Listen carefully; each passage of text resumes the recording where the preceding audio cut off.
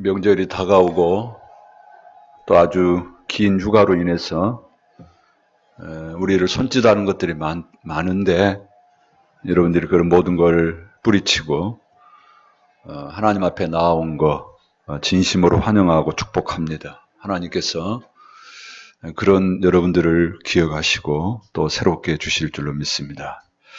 저는 지난주에 가나 결혼식에 대한 말씀을 드렸습니다. 오늘 본문에서도 잔치 얘기가 나옵니다.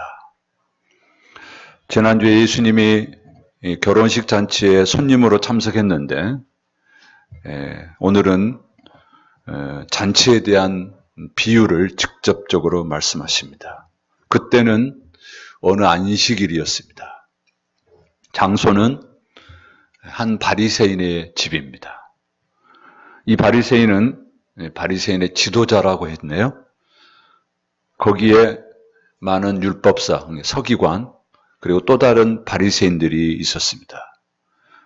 이 바리새인이 여러 율법사와 친구 또는 자기 제자, 자기 동료들을 자기 집에 초대하고 예수님도 함께 초대를 했죠.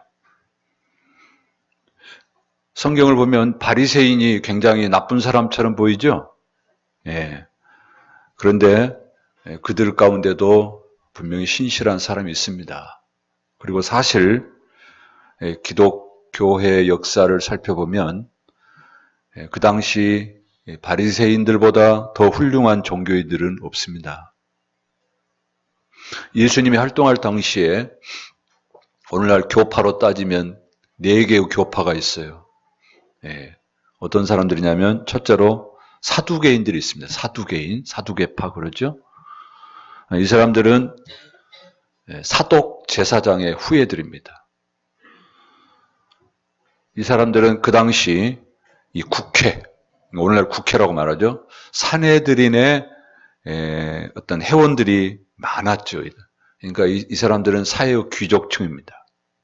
그런데 이 사람들은 현실과 아주 쉽게 결탁한 사람들입니다. 하나님은 하나님이고 우리가 사는 세상이 만만치 않잖아요. 그래서 그냥 너무 쉽게 타협하는 그런 사람들입니다.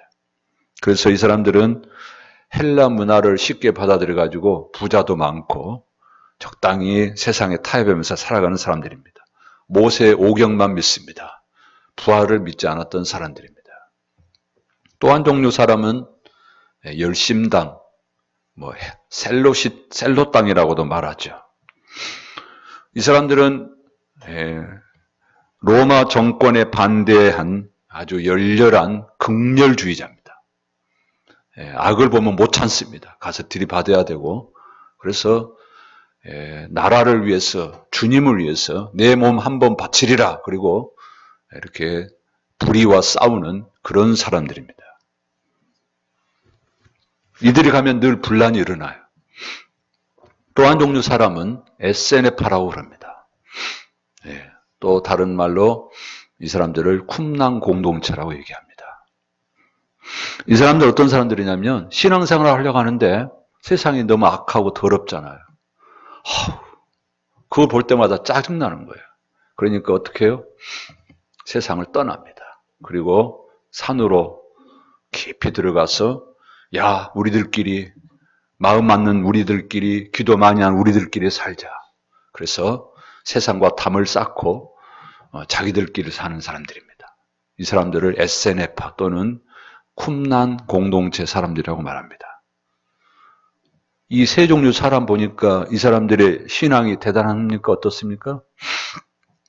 한 사람은 세상과 타협한 사람이고 한 사람은 세상에 대해서 막 들이받고 세상에 분란을 일으키는 사람이고 한 사람은 세상 싫어. 우리끼리 산에 가서 기도원에 들어가서 혼자 은혜만 받겠다고 하는.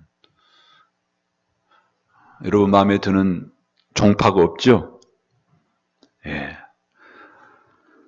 또 한 종류의 교파가 있는데 바로 바리새파입니다. 많은 사람들이 바리새파를 안 좋게 생각하죠. 물론 성경에 예수님이 바리새인들의 잘못을 많이 지적했습니다.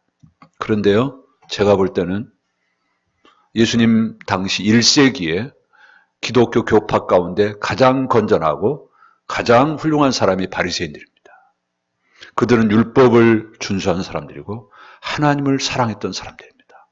현실과 타협도 안 했고 말씀대로 살려고 몸부림쳤던 사람들입니다. 물론 그 가운데 율법주의자로 나가고 전통을 중시하고 그런 잘못된 점이 있지만, 그러나 이들은 이 세상에 대해서도 극렬하게 저항하지도 않았고 나름대로 균형을 유지하면서 살려고 했던 사람들입니다.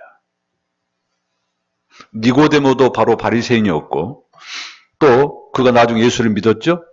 사도 바울도 바리새인이었습니다. 많은 바리새인들이 우리는 나쁘다고만 생각하는데 그들 가운데 하나님을 신실하게 믿는 사람들이 있다는 것이죠.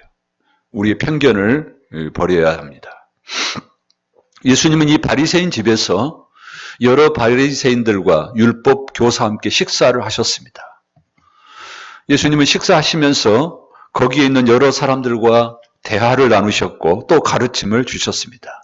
특히 잔치에 대한 얘기를 누가복음 14장 앞부분부터 보면 그 얘기를 계속합니다. 잔치 얘기를 하시면서 초대를 받아가면 어떤 태도를 취해야 되는지, 또 남을 초대할 때는 내가 누구를 초대해야 되는지 그런 얘기를 하고 있어요. 잔치에 초대를 받아서 가면 높은 자리에 앉지 말라고 말합니다. 잘못하면 창피를 당한다고 말합니다. 반대로 낮은 자리에 앉으라고 말합니다. 그러면 주인이 와서 더 높은 자리로 안내해주면 영광을 받을 것이라고 말합니다. 예수님은 무슨 말씀을 하시든지 그냥 하시지 않아요. 그 말씀 속에는 의미가 있어요. 그리고 그걸 통해서 누군가 깨닫게 하려고 하는 의도가 있습니다. 예수님 말씀하실 때 거기에는 바리새인들과 서기관들이 있었습니다. 이들은 사회 지도층입니다. 세상에서 잘 나가는 사람들입니다. 남으로부터 늘 대접을 받았고 어디를 가든지 상석에 앉았습니다. 오늘날 우리의 식사 자리는 그렇게 구별되지 않지만 예수님 당시에는 상석이 따로 있습니다. 그 자리는 남에게 지혜를 가르치는 선생이나 주요 손님들이 앉는 자리입니다. 예수님이 그 자리에 앉았는지는 알 수 없지만, 그런데 오늘 예수님이 말씀하신 내용을 보면 이 여러 종교 지도자들이 그 상석을 골라 잡았던 것 같아요. 예수님은 그들을 향해서 비유로 말씀하십니다. 비유의 핵심이 뭐죠? 이 세상의 영광은 영원한 것이 아니다. 그런 것들은 하나님 나라에서 결코 인정받지 못한다. 자기를 높이면 낮아질 것이고 낮추면 높아질 것이다 말씀하십니다. 이 말을 우리는 세상 처세술로 들으면 안 돼요. 세상에서 성공하려면 어디 가든지 낮은 척, 겸손한 척 해라. 그러면 나중에 네가 올라간다. 예수님이 지금 그 얘기하는 게 아니에요. 착각하시면 안 됩니다. 여러분, 이 세상에서 높은 자리에 앉는다고 높아지는 게 아니죠. 자신의 인격이 엉망이고 미숙한데도 거드름을 피우고 요란을 떨면 사람들이 그를 어떻게 봐요? 그게 높아지는 게 아니거든요. 착각하지 마세요. 그런 것에 마음 상하지 말라는 말씀입니다. 주님은 우리에게 무엇에 관심을 가져야 될 것인지 말씀하고 있습니다. 특별히 두 번째, 초대하는 사람에게 또 주는 말씀도 있어요. 저는 이 말씀을 보면서 새롭게 느꼈습니다. 우리는 누구를 초대하죠? 같이 밥 한번 먹고 우리 집에 초대해서 식사를 나눌 수 있는 사람이 누구죠? 명절에 선물을 줄 수 있는 사람이 누구죠? 대부분은 나와 상관 있는 사람. 그리고 내가 이렇게 하면 너도 나중에 나한테 이렇게 해줘야 돼. 해주겠지? 어떤 그런 조건적인 어떤 상황에서 선물을 주고받는 것 같습니다. 근데 주님이 주신 말씀 한번 읽어볼까요? 우리 14장 12절을 한번 보겠습니다. 누구에게 우리가 누구를 초대하라고 말하느냐? 14장 12절, 또 자기를 청한 자에게 이르시되 네가 점심이나 저녁이나 베풀거든 벗이나 형제나 친척이나 부한 이웃을, 지금 우리가 초대하고 있는 그런 사람들은 청하지 말래요. 친구 초대하지 마라. 이웃도 부한 이웃, 청하지 말라. 14장 13절에 가면 누구를 초대하래요? 잔치를 베풀거든 차라리 가난한 자들과 몸 불편한 자들과 저는 자들, 다리 저는 자들이겠죠? 그리고 맹인들, 앞을 못 보는 맹인들을 초대하고 청하고 그들을 대접하라 그럽니다. 우리는 누구와 식사를 하고 누구를 초대하려고 하죠? 가난한 자, 몸 불편한 자, 저는 자, 앞을 못 보는 자. 왜요? 그들은 갚을 것이 없기 때문이다. 아니, 갚을 것이 없는데 어떻게 그들을 초대해요? 그럼 나만 손해나게요? 그게 너희에게 복이 된단다. 예수님 당시 상류층에 속한 사람들은 누가 자기를 초대하잖아요. 그래서 거기에 참석을 하면 반드시 자기도 나중에 그 사람을 초대해야 됩니다. 이런 관습 때문에 내가 나중에 그를 초대할 능력이 없으면 아예 그 초대를 응하지 않는 경우가 있습니다. 그런데 예수님의 가르침은 뭐라고요? 그런 사람 초대하지 말고, 그런 초대에 가지 말고. 여러분, 성경을 읽어보면 하나님 나라의 원리는 세상의 원리와 달라요. 근데 우리는 성경을 믿고 하나님을 믿는다고 하면서도 이런 것들이 잘 눈에 안 들어와요. 저도 잘 안 들어와요.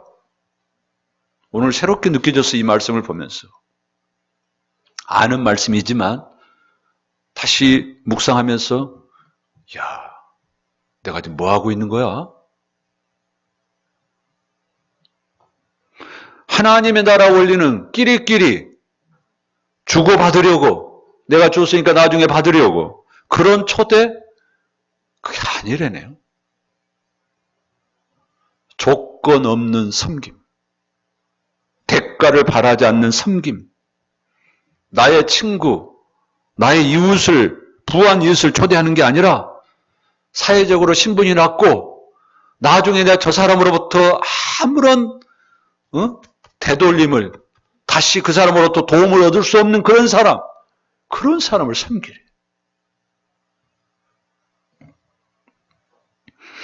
주님이 이렇게 초대에 대한 얘기를 하고 있을 때에 어떤 한 사람이 갑자기 이런 얘기를 합니다. 하나님 나라에서 떡을 먹는 자는 복되도다. 갑자기 예수님이 얘기하고 있는데 이 얘기를 하는 사람이 있어요. 군중의 주의를 집중시키는 역할을 한 것 같습니다. 갑자기 말을 꺼낸 사람이 어쩌면 바리새인이었겠죠. 바리새인이 거기에 많았으니까.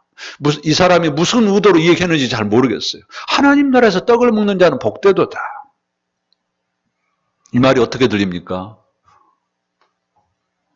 하나님 나라에 들어가서 하나님의 식탁에 참여해서 함께 떡을 떼고 그 잔치에 참여하는 사람은 복되다.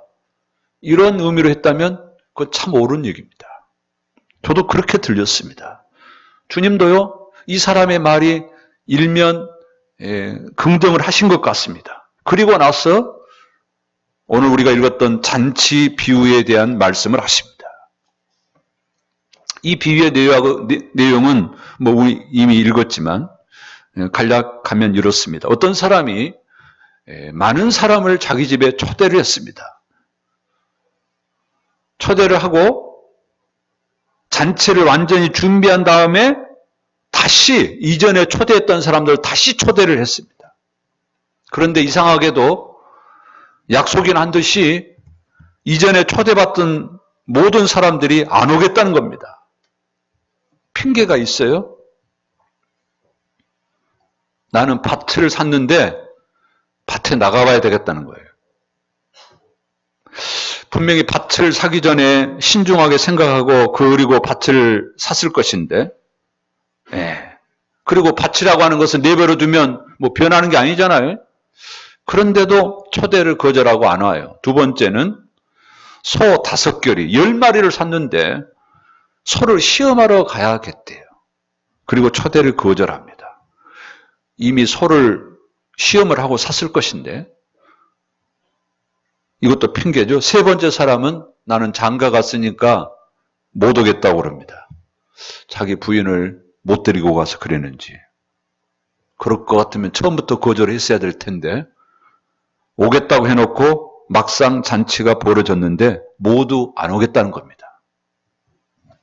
밭을 사고 소 10마리를 사고 이거 보니까 상당한 재력가예요. 가정을 꾸렸으니까 안정된 생활을 하는 사람입니다. 그 당시나 오늘날에도 마찬가지죠. 우리가 누구를 초대할 때 아무나 초대하지 않죠. 대개 끼리끼리 초대하잖아요. 예, 자기 수준에 맞는 사람 초대합니다. 그러니까 이 부자가 초대했기 때문에 초대받는 사람들도 부자라고 말할 수 있는 것이죠. 그런데 이들 모두가 초대를 거절했습니다. 초대를 거절했기 때문에 그들은 이 잔치에 참여하지 못했습니다. 잔치를 연 주인이 먼저 초대한 사람들이 오지 않으니까 어떻게 하죠? 아까운 음식 버릴 수 없고 그래서 종을 시켜서 누구를 데려오라고 말합니까? 아까 말했던 주님이 말씀하셨던 가난한 자, 몸 불편한 자, 맹인, 그리고 다리 저는 자를 데려오라고 말합니다. 우리가 초대해야 될 대상을 데려오래요. 이들은 그 당시 사회적으로 신분이 낮고 그리고 굉장히 천하고 어려운 사람들입니다. 그들을 데려오래요. 주님이 이런 비유를 한 것을 볼 때에 앞에서 어떤 그 바리새인이 한 얘기, 하나님 나라에서 떡을 떼는 자는 복이 있도다. 이 말은 어느 정도 인정하시는 것 같습니다. 여러분 그렇지 않습니까? 하나님의 나라에 들어가서 하나님과 함께 식탁을 나누고 잔치에 참여한다는 것은 복된 일이 아닐 수 없습니다. 여러분 성경은 분명히 지금 우리가 살고 있는 세상이 전부가 아님을 알려주고 있습니다. 여러분이 살고 있는 집에서 가끔 막 천장에서 천장이 막 요란해요. 막 집이 흔들리고 그리고 막 때로는 막 땅바닥이 막 흔들리기도 하고요. 그러면 여러분 무슨 생각하죠? 아, 우리 집은 영원히 살 곳이 못 되구나. 그리고는 이사 갈 곳을 구하겠죠? 여러분 개인 집만이 아닙니다. 우리가 살고 있는 이 우주, 이 땅덩어리, 아까 우리 집사님 기도했던 것처럼 지금 난리잖아요. 막 전쟁이 곧 일어날 것 같잖아요, 진짜로. 뭐 영국의 어떤 사람은 3년 안에 한국에 뭐 전쟁이 일어날지 모른다. 뭐 그런 얘기 하기도 하고.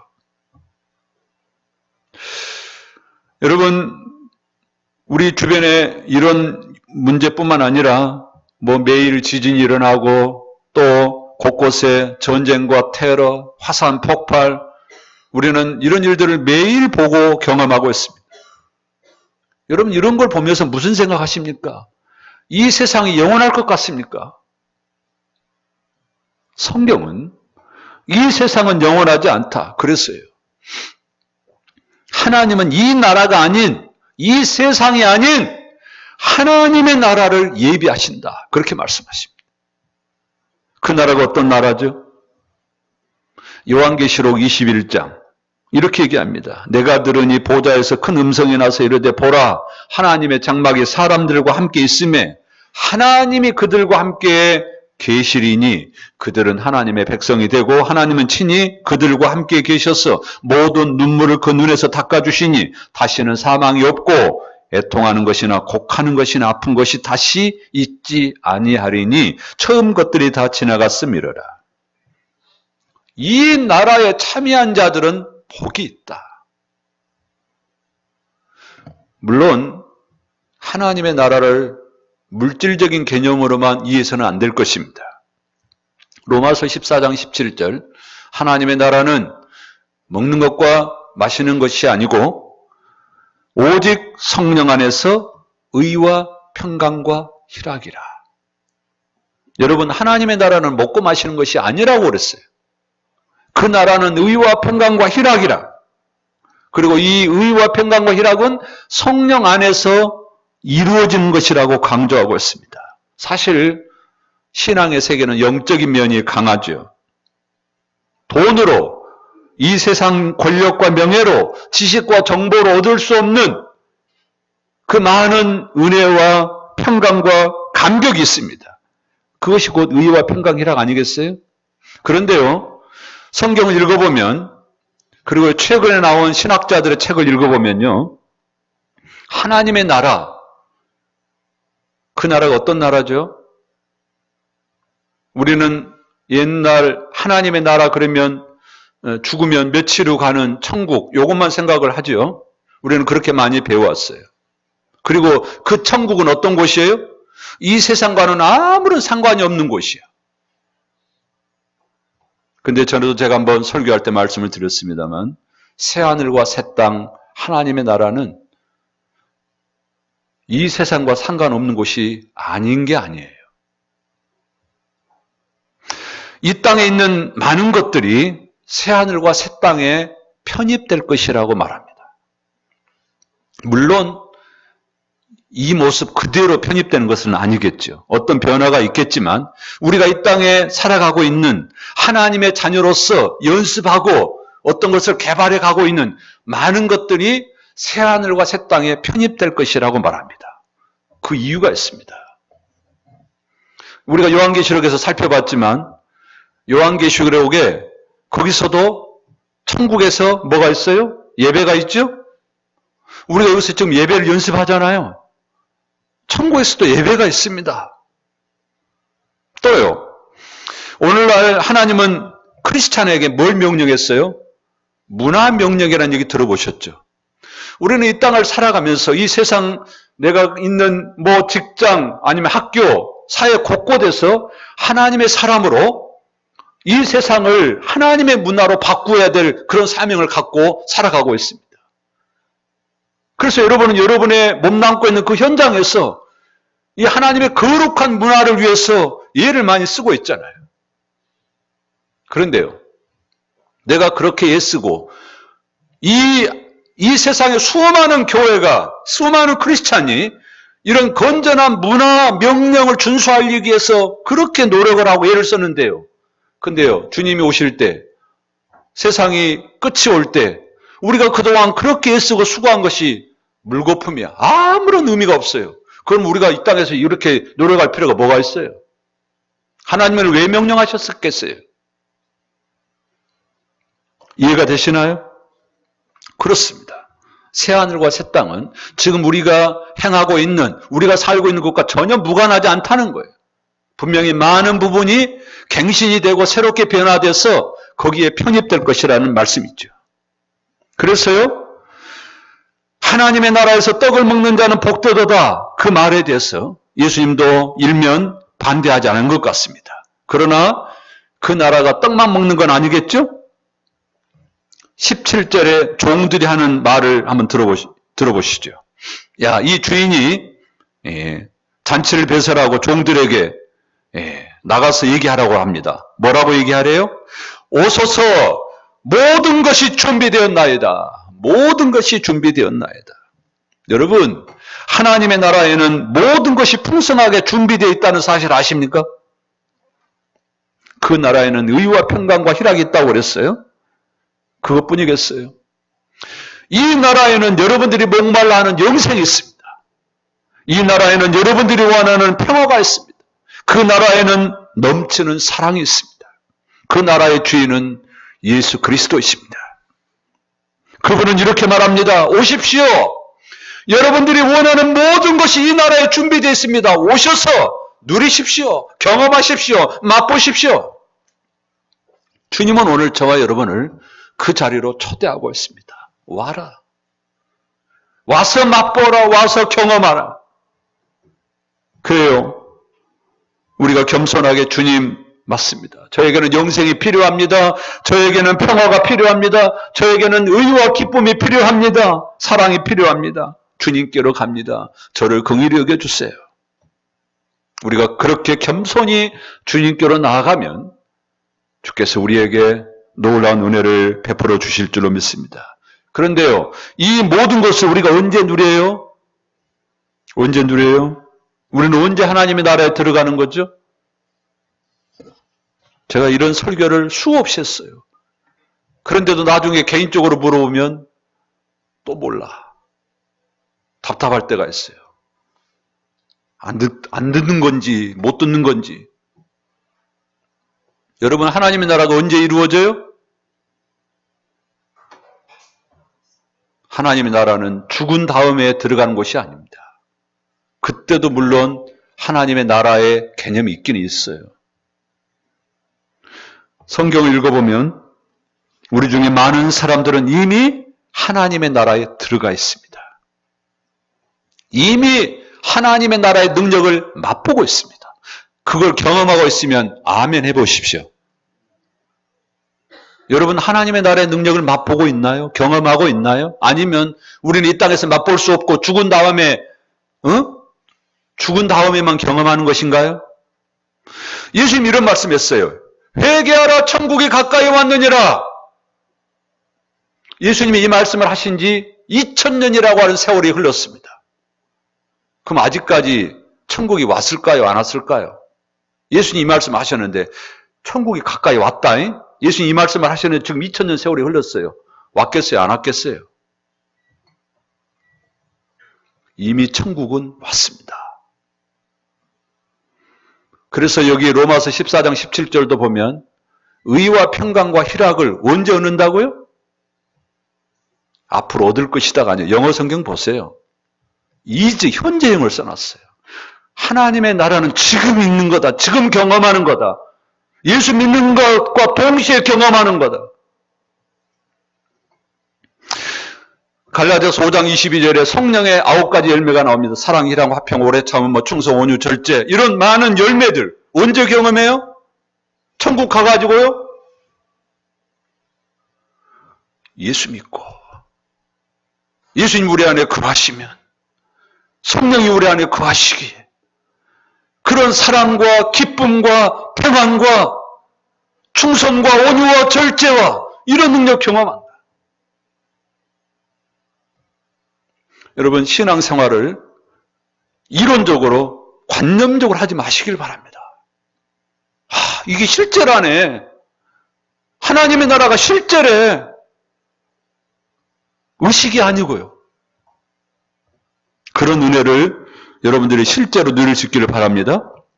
오늘 성경은 하나님의 나라가 미래에도 주어지고 또 이미 그 은혜를 경험한 자들이 있다고 말하는데요. 거기에 참여하는 자들이 누구예요? 오늘 예수님은 그들은 가난한 자, 몸 불편한 자, 맹인, 다리 저는 자라고 말합니다. 저는 이 말씀을 보면서 이들이 누굴까? 이들이 누굴까? 야, 이게 은혜구나. 이게 은혜구나. 여러분, 교회에 누가 오죠?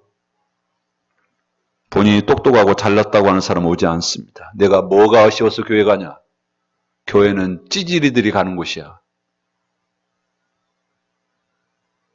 그런데요, 여기 가난한 자가 온대요. 여기 가난하다는 얘기는 꼭 물질적인 가난만 말하지 않겠죠? 심령이 가난한 사람이 있습니다. 이 세상 무엇으로도 채울 수 없는 내 마음의 빈 공간, 이거 뭘로 채우지? 몸이 불편하고 앞을 보지 못하고 다리를 절고, 물론 1차적으로는 표면적으로 육신이 불편한 사람을 말하겠죠. 그러나 이건 또한 영적인 상태도 말하는 것이죠. 누가 교회에 와요?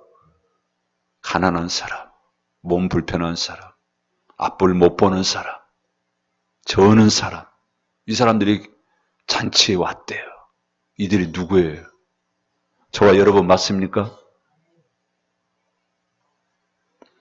사실 교회는 이런 사람들이 오는 곳입니다. 교회는 완벽한 사람은 오지 않습니다.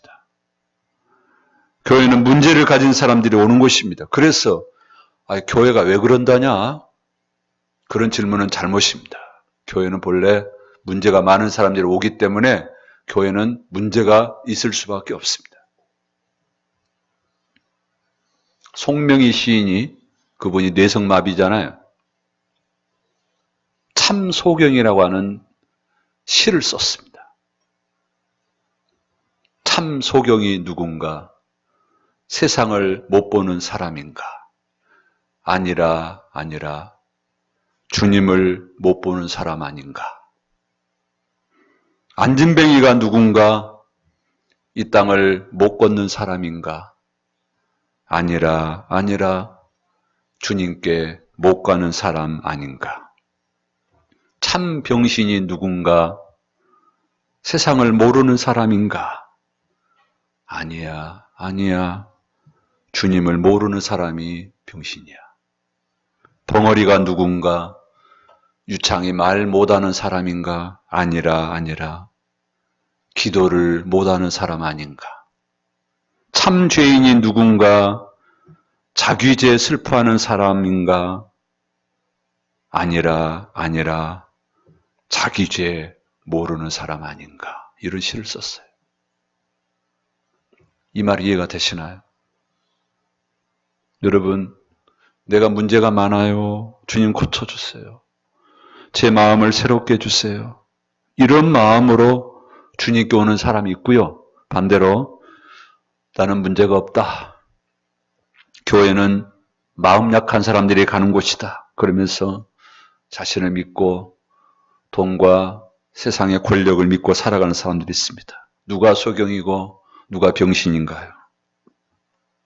그런데 놀라운 사실은 오늘 저와 여러분이 이 자리에 앉아 있다는 사실입니다. 우리가 지금 정신병자 맞죠? 이 주일날 이 명절 이 시간에 여기 왜 앉아 있는 거예요?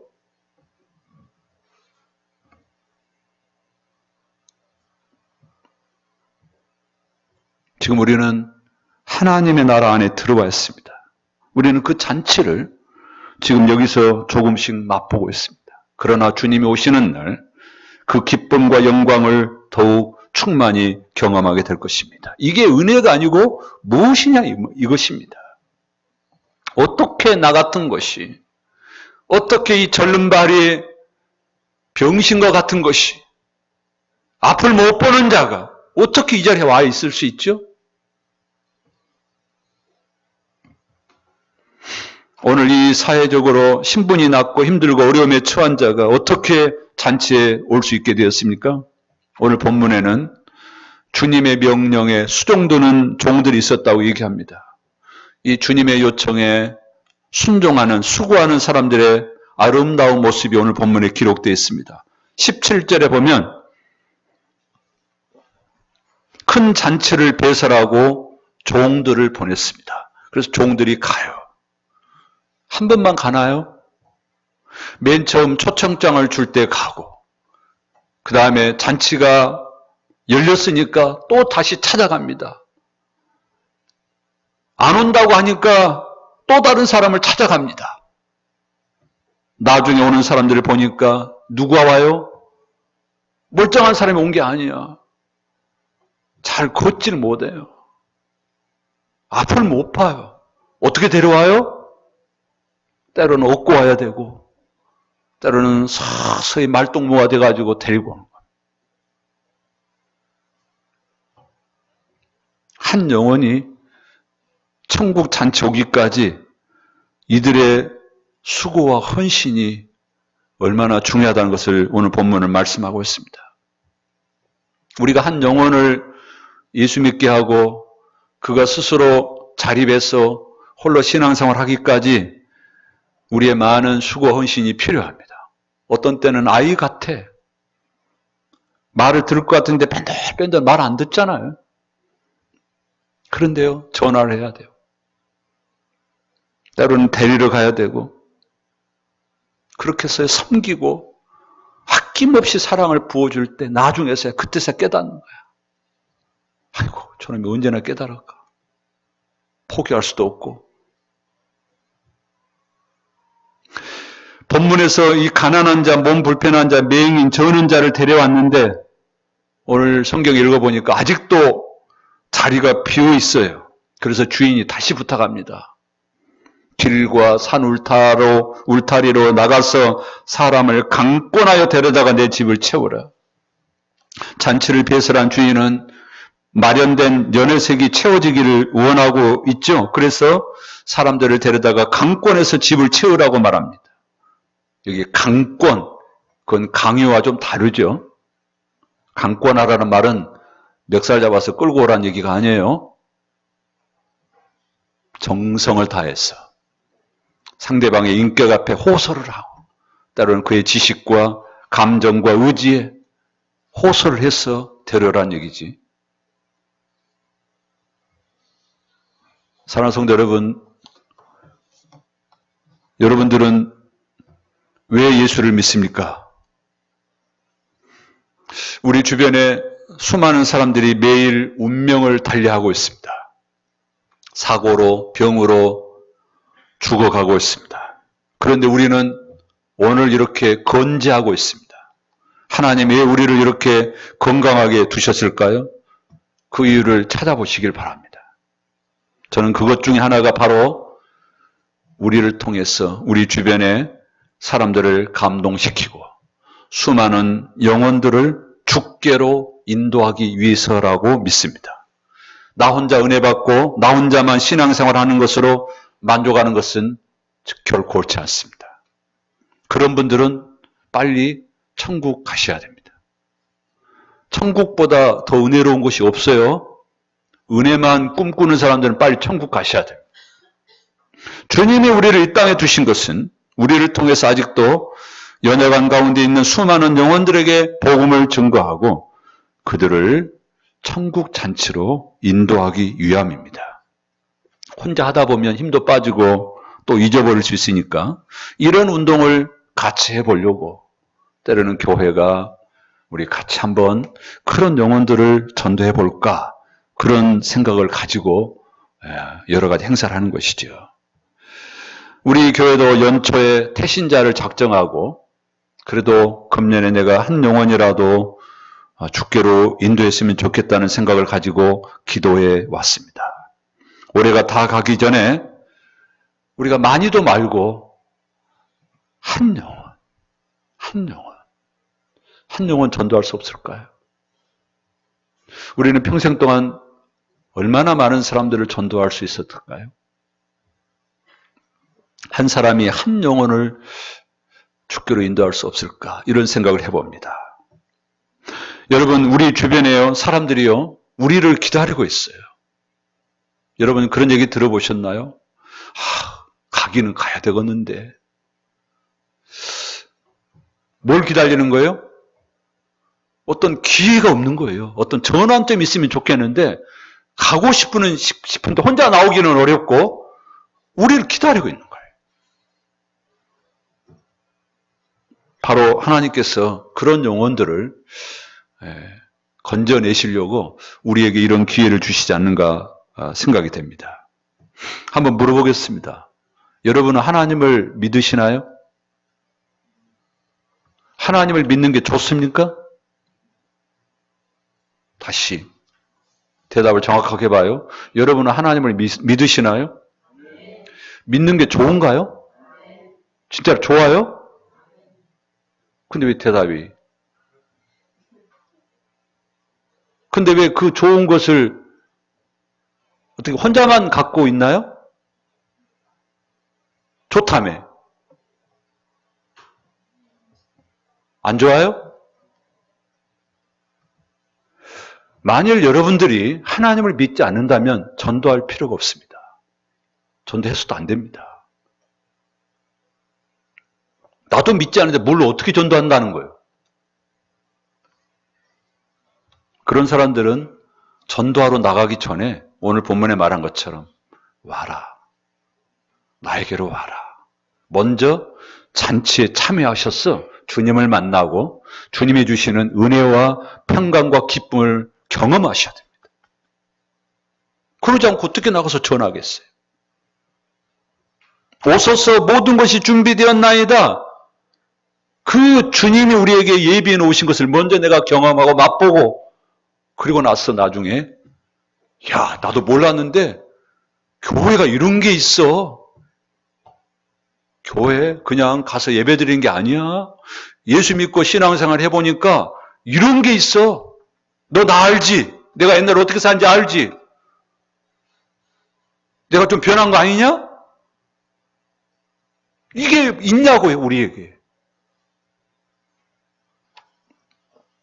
성경은 이렇게 얘기합니다. 오소서. 이 말을, 오라는 얘기를 1900번이나 해요. 오라, 오라. 왜 이렇게 많이 기록하죠? 하나님께서 우리와 사랑의 관계 속에서 저와 여러분이 행복하고 풍요로운 삶을 누리게 하시려고 우리를 늘 초대하고 있는 것입니다. 수고하고 무거운 짐진 자들아 내게로 오라. 내가 너희를 편히 쉬게 하리라. 계시록 마지막에도 성령과 신부가 말씀하시기를 오라 하는도다. 듣는 자도 오라 할 것이요 목마른 자도 올 것이요 또 원하는 자는 값없이 생명수를 받으라. 이사야 1장 18절에 오라 우리가 서로 변론하자. 너희 죄가 주홍 같을지라도 눈과 같이 휘어질 것이요 진홍같이 붉을지라도 양털같이 되리라. 와라. 와서 너희의 죄를 용서받고, 용서로 끝난 게 아니죠. 하나님 우리를 위해서 예비해 놓으신 의와 평강과 희락과 이런 많은 하나님의 은혜와 능력을 경험하고, 그걸 경험했다면 이제 그걸 들고 나가서 이걸 알지 못하는 많은 영혼들에게 이것을 증거해라. 이런 말씀입니다. 여러분, 여러분의 앞뒤 한번 둘러보시죠. 뭐가 보여요? 앞뒤 한번 둘러보시니까 뭐가 보입니까? 사람만 보여요? 예, 역시 우리 남현희 집사님이 빈자리가 보이시나요? 예. 주여 아직도 빈자리가 있나이다. 예. 어떻게 해야 되죠? 예. 우리가 2017년 제가 우리 교회는 어떤 프로그램으로 막 몰아치고 그러지는 않습니다. 가능하면 자원해서 또 정말 이걸 프로그램으로 할 것도 아니고요.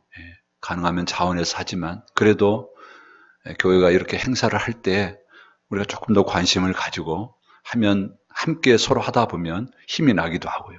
그래서 오늘 주보의 10월 마지막 주를 우리가 그동안 기도했던 영혼들을 어떤 전환점이 있어야 되니까 그래서 마지막 주일 우리가 추수감사 주일로 지키면서 그런 영혼들을 우리가 교회로 인도할 수 있는 기회를 만들려고 지난 운영회에서 또 얘기를 하고 또 지금까지 우리가 기도해 왔습니다. 우리가 추수감사 때 하나님께 뭘 드릴까? 뭘 감사할까? 한 영혼을 올려드린다면 하나님이 우리를 얼마나 기뻐하실까 이런 생각을 해봅니다. 그 날을 위해서 이런 명절 때 여러분들이 내가 기도하고 품고 있는 영혼들을 때로는 찾아도 가시고 작은 선물도 드리고 또 그들에서 늘 기도하면서 오늘 우리에게 주님이 주셨던 말씀, 주여 아직도 빈자리가 있나이다. 그래요. 이 자리는 우리가 채워야 될 우리의 몫입니다. 그런 다짐과 그런 결심이 있기를 바랍니다. 우리 찬송 한 장 하시죠.